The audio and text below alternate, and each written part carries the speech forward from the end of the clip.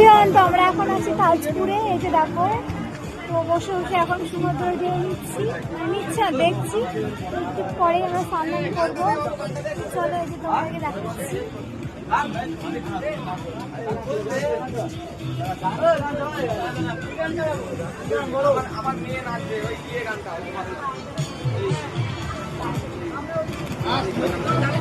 এই যে দেখো ভিউটা কত সুন্দর।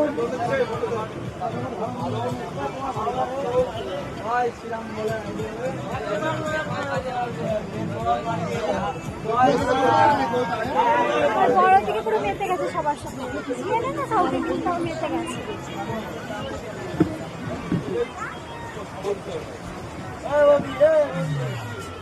কালকের মতো একটা